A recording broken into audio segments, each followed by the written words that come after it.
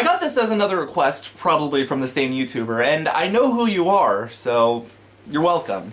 They wanted me to take take the time to sort of talk about Snow White and the Huntsman, because I referenced it in one of my videos, and they wanted to know what I thought about it. And how did I think about it? That's pretty much it. Snow White and the Huntsman, starring Kristen Stewart, of course, because that was the best choice for this movie. Because, you know, who the hell keeps hiring Kristen Stewart to play really feminine roles? Because she's not. Dude, even I can tell that Kristen Stewart is a tomboy. That's why she played The Runaways so well as Joan Jett, because she's a tomboy. She has the voice for it. If she cuts her hair, she has the look for it. You already know that Twilight was a fucking joke, but again, Snow White and the Huntsman, it's up for money. Other than that, Snow White and the Huntsman for me was basically how many things we can shove into our movie from other sources. So, we've got The Blondes Are Evil with Charlize Theron again playing as the Queen, and yeah, she's fun to watch, and she has some pretty good dramatic moments. But, you know, you've got the blondes who are evil, taken from Game of Thrones, and they want this whole, you know, hierarchy, you know, dismantle or takeover. And, of course, you know, it's in a fantasy setting, of course, you know, it starts off feeling very Game of Thrones, you know?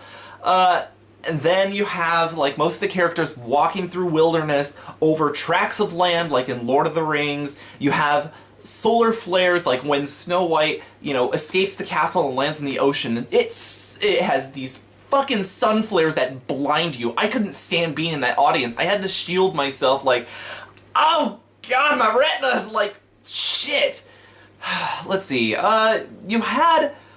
She gets on a white horse into this bog of really, I guess I will say, like, drug fever-inducing mushrooms, and the horse dies, kind of like in, the Never-Ending Story.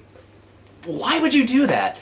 Okay, so, and then you have your, you know, the dwarves finally come in halfway into the movie, and, they're not really entertaining. I mean, Ian McShane is one of them, and actually he's probably one of the better parts of this movie. Yeah, and you got Nick Frost, too. Not one of the more better parts of this movie. You got Thor playing as the Huntsman, of course, and he's not even looking all that sexy. In fact, he's just sort of playing the role of, I had a wife, but she died, so now I'm a drunk and I gave up on life, and blah, blah, blah, blah, blah. Honestly, there's not much to say about Snow White, except they made it a completely different story in a bad way. Snow White was just your typical princess story. You know, a girl goes on a journey, and in the original sense, a girl goes on a journey to escape evil and find happiness in another place. And then, you know, eventually it just comes to her doorstep again, and it kind of is a symbol of how you know, purity is fleeting, but, you know, with love, finding the person that you love helps preserve that. That's why she wakes up in the end when getting kissed. Or that's just my take on it. But in this, they make Kristen Stewart the fucking messiah of this fantasy who gives a shit kingdom, of course. And again, I can't even remember because it's not that memorable a movie. What's memorable is that they just took a lot of shit from everywhere else. They just, from a ton of other movies, you know, they're taking that thing that people remember and that thing, like, and I was really shocked that they took solar flares from Michael fucking Bay, the Michael Bay genre, into this movie, into a fucking Snow White movie.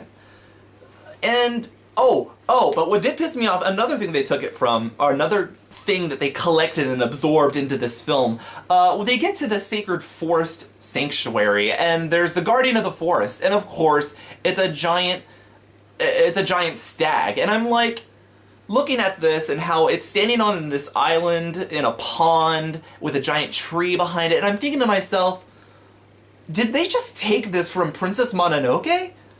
I'm serious! The spirit of the forest with the island and the sacred pond and how once it's killed, all things go to hell? What the heck? Like, I did not see that coming. Like, why would you do that? No one... Oh man, you're trying to really take this as your own, aren't you? Oh, man. So, Snow White and the Huntsman, it's lame. It's lame because there's nothing really original about it. Not at all. And anyone else could tell you that. I could have told you that without even seeing this movie, but... I mean, sure, some effects are pretty. You know, Charlize Theron makes a good queen. Some things are just kind of, like, pointlessly style. It's a lot of style over substance, obviously, but it doesn't do it well. Don't get me wrong, it's not like it works to its favor like Sweeney Todd, and I know a lot of people didn't like that either. But hey, when style works for you, it does. Not in this case. No.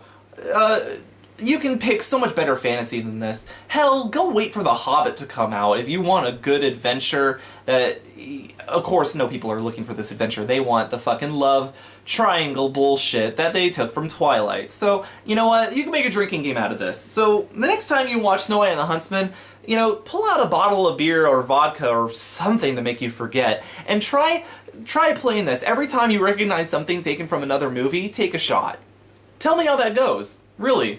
So, yeah, that's pretty much what I have to say. Snow White and the Huntsman. One of the better drinking games. Not a better movie, though.